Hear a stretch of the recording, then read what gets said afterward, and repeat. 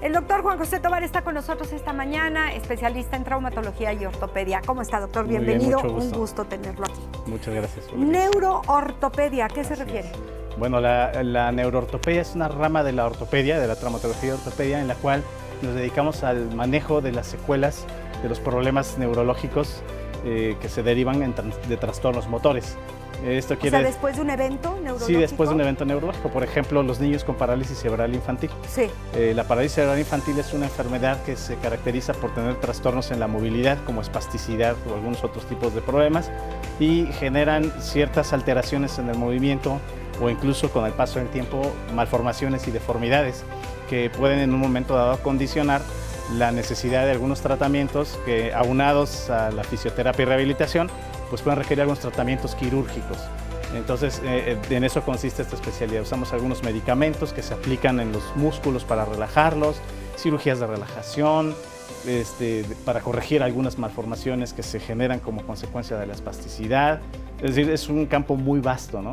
Y también tenemos algunos manejos para adultos que tienen secuelas, por ejemplo, de embolias cerebrales y cosas así, que quedan con hemiparesias, una hemiparesia que es la limitación en la movilidad. ¿Cómo se llama? Hemiparesia. Hemiparesia. Sí, que es la movilidad limitada de un lado del cuerpo, que tienen espasticidad o que caminan con punta. También nos auxiliamos de ortesistas para utilizar algunas férulas u ortesis que ayudan a mejorar la posición de las extremidades. La idea es que la persona se pueda integrar lo mejor que se pueda a la vida cotidiana y que las limitaciones pues, sean las menores posibles, ¿no? En el caso de los niños, la diferencia debe ser enorme entre poderse mover y no. Sí, en el caso de los niños estamos muy enfocados y es donde tenemos más participación, porque el diagnóstico, por ejemplo, de la parálisis cerebral infantil, que es la que genera muchos problemas motrices, se debe diagnosticar de manera temprana. Es un trabajo conjunto, por supuesto. Algunas personas dirán, bueno, ¿qué hace un ortopedista viendo parálisis cerebral infantil? Porque es un tema pues, netamente neurológico, pero también es un tema de rehabilitación, también es un tema de pediatría y nosotros entramos como coadyuvantes de una manera muy importante. Doctor, perdón, ¿a qué edad se detecta la parálisis cerebral? Debe ser prácticamente, se detecta al nacimiento, pero no se detectan los trastornos motrices de inmediato. Hasta después. En el niño que va desarrollándose se van generando ciertos reflejos que van cambiando con el paso del tiempo.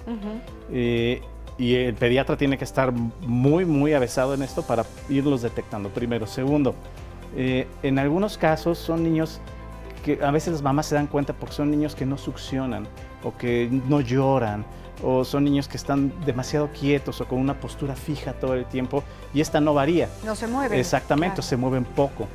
Entonces son casos de sospecha, pero además cualquier niño que nazca con factores de riesgo como prematurez, o sea, que nazcan antes de tiempo programado. ¿Antes de 7 meses? De 9 meses, de los 9 meses. Antes de los 9, pues sí, ya es prematuro, sí. Claro. Además de esto, cualquier niño que tenga falta de oxigenación al nacimiento, es decir, que no llore, que no respire. Niños que incluso que ya nacidos tengan traumatismos craneoencefálicos o golpes en la cabeza. Una caída. Caídas, hemorragias, infecciones durante el embarazo o incluso algunas enfermedades congénitas pueden derivar en una parálisis cerebral infantil y darnos trastornos del movimiento. Ahorita que decía infecciones durante el embarazo, a través de los ultrasonidos se podría detectar si existe un problema algunas de parálisis. Enfermedades, no. Algunas enfermedades se pueden detectar. La parálisis cerebral como tal no con un ultrasonido. Básicamente el diagnóstico es clínico y cualquier niño que nace con estas condiciones de riesgo se debe considerar como un niño con riesgo de daño neurológico. Esto ya está súper estipulado y cualquier niño con daño de riesgo neurológico tiene que ser manejado de manera temprana por medicina física y rehabilitación y conforme va pasando el tiempo a veces se generan estas contracturas en los músculos, la espasticidad, trastornos en la marcha, deformidades y a veces los rehabilitadores después de estar 1, 2, 3, 4 años trabajando con los nenes resulta ser que se ven limitados porque las contracturas musculares son tan importantes que ya no les permiten a los niños generar una movilización adecuada, es decir, son niños que tardan en caminar, que a veces se asocian a retrasos intelectuales, que no pueden mover sus manitas bien, cruzan las piernas y eso puede derivar en luxaciones de cadera, en otro tipo de alteraciones del movimiento. O sea, se pueden ir complicando. Se van complicando. La enfermedad como tal, la parálisis cerebral no es una enfermedad, es una condición. ¿Sí? Ya se vio que no es una enfermedad como tal, es una secuela, es una cicatriz que queda en el cerebro porque hay un sangrado y deja esta cicatriz que genera trastornos del movimiento.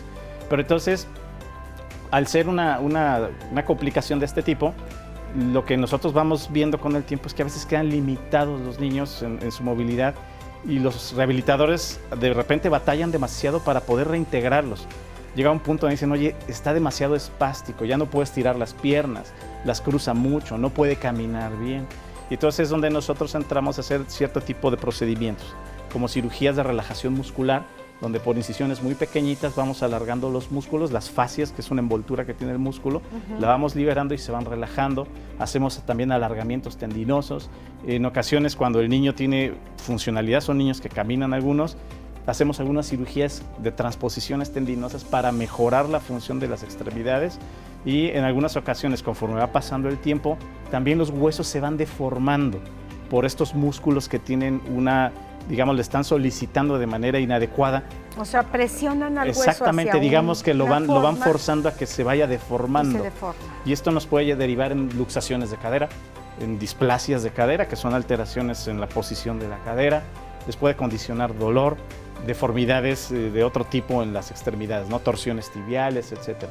Y todo esto se puede corregir, pero nosotros entramos como coadyuvantes. Una cirugía tiene que ir de la mano de un fisioterapista que tenga la experiencia de manejo con pacientes con daño neurológico. En algunos casos, en casos tempranos, cuando los detectamos de manera inicial, se manejan unos recursos, medicamentos que se inyectan en los músculos propiamente, que es la toxina botulínica.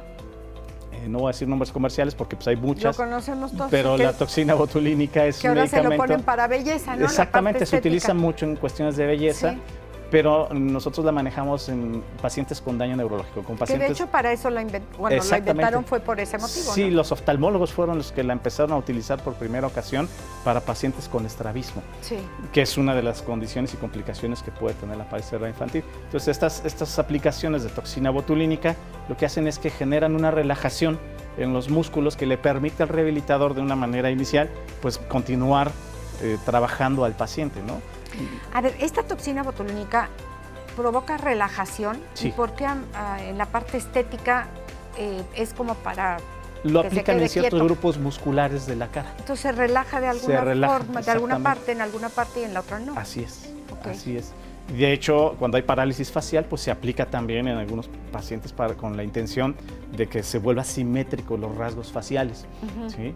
Y bueno, pues nosotros lo aplicamos en dosis mucho más grandes que las cuestiones estéticas, porque a veces son niños que tienen espasticidad en sus brazos, en sus piernas, en sus manos. Y ¿Espasticidad y rigidez es lo mismo? No es lo mismo. ¿Cuál es la diferencia? La espasticidad tiene una característica muy importante, que es la resistencia al cambio de posición de un músculo. Es decir, yo tengo un músculo, trato de moverlo y de momento hago un proceso se detiene, digamos, y después cede y permite el movimiento. Eso es la espasticidad. La rigidez, hay varios tipos. La rigidez muscular, que es que todo el tiempo hay una restricción al movimiento de manera muy importante, pero también hay rigidez articular, que no es muscular. Y esto que es cuando se pega la articulación. Si yo tengo un niño que no ha movido la articulación porque no se le está dando terapia, porque no se puede, porque está totalmente contracturado, esa articulación se va a pegar y entonces nos va a dar más problema, porque no va a bastar con la liberación muscular, sino que tenemos que liberar cápsulas articulares, o sea, tenemos que ir más Ahora allá. Hay que despegar. Así es, hay que despegar la articulación y alargar el músculo. Tenemos llamadas para el doctor Juan José Tovar, especialista en traumatología y ortopedia. Estamos hablando de neuroortopedia. El señor Saúl Rodríguez le pregunta, ¿cuál es la diferencia entre la neuroortopedia y la neurología? Todo y es una especialidad diferente. Totalmente. Si nosotros como ortopedistas manejamos los trastornos del movimiento también, los neurólogos también, pero nosotros manejamos el terreno quirúrgico, los neurólogos no. Ellos también aplican toxina botulínica, etcétera, pero nosotros manejamos el terreno quirúrgico, todo lo que les decía, alargamiento de extremidades, corrección de deformidades, cirugía funcional para mejorar la marcha, hacemos cirugías de reconstrucción de articulaciones que se deformaron, y el neurólogo no lo hace. Okay. Esa es la diferencia. No es o sea, vamos de la mano, pues. Sí. Pero sí son especialidades diferentes, ¿no? La señora Hortensia Rico, que si la neuroortopedia atiende el padecimiento de la espina bífida. La espina bífida como tal la maneja el área de neurocirugía. La neurocirugía es otra rama de otra especialidad y ellos básicamente están corrigiendo una deformidad en la formación del cierre de la médula espinal y de la columna. Se hace una deformidad, una malformación, y bueno, se hace como una hernia, por así decirlo. Al final de la columna. Así es. Puede ser a cualquiera, pero es muy común. Okay. Y ellos lo que hacen es que hacen este tipo de cierres, que actualmente pues hay neurocirujanos aquí muy connotados en Querétaro, que lo están haciendo incluso intrafetal, intrauterino, ¿no? Operan al feto. Pero lo hacen neurocirugía, es otra. Qué maravilla que intrauterino lo puedan hacer. Sí. Se hacen verdaderamente milagros con la ciencia y la tecnología que vemos hoy. Sí, hay muchos avances. Volviendo al tema de hoy, ¿a partir de qué edad se puede someter a una cirugía un pequeñito que nació con este problema? La recomendación es que a partir de los 4 años de edad ya se pueden hacer cierto tipo de procedimientos. La recomendación es que antes de eso se maneje con terapia física y rehabilitación, incluso en algunos casos con toxina botulínica. ¿Los terapeutas, los fisioterapeutas toman una especialidad para problemas? Bueno, prácticamente su parálisis? Formación como fisioterapeutas ya conlleva estos manejos del paciente con daño neurológico. Ahora sí que cada quien en el camino va diciendo si se dedica a la rehabilitación deportiva, neurológica, pulmonar, de piso pélvico. O sea, hay muchos campos de rehabilitación igual. Pero en general en su formación básica sí llevan este tipo de formación. Y nosotros vamos muy de la mano con ellos. De hecho, una gran parte de las personas que me refieren pacientes son fisioterapistas que efectivamente llega al punto donde les han dado un buen tiempo terapia física y rehabilitación a los nenes y se dan cuenta que llegan a un punto de límite. Entonces dicen, oye, está demasiado espástico o está demasiado rígido, o le hacen una radiografía, oye, ya se le luxó la cadera o se está luxando, ¿qué hacemos? Claro. Y ahí es donde nosotros intervenimos, ¿no? Doctor, recomendaciones generales para los papás que están viendo que algo no está funcionando bien en los niños. Si los papás están detectando que algo no está funcionando bien, lo primero es acercarse a su pediatra. ¿No? Él va a detectar ciertos datos de daño neurológico probables, pero tienen que tenerlos en mente, ¿no?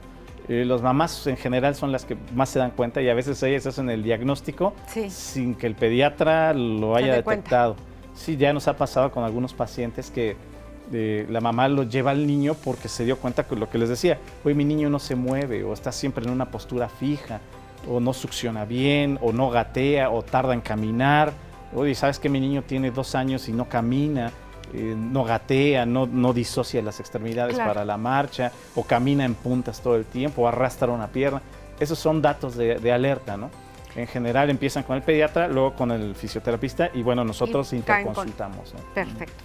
Doctor, muchísimas gracias. Al contrario. Le agradecemos mucho. ¿En dónde lo encontramos? Estoy aquí en Querétaro, estoy en 2 hospitales privados, pero les dejo mi teléfono por favor. Gustan, que es el 442-874-7700.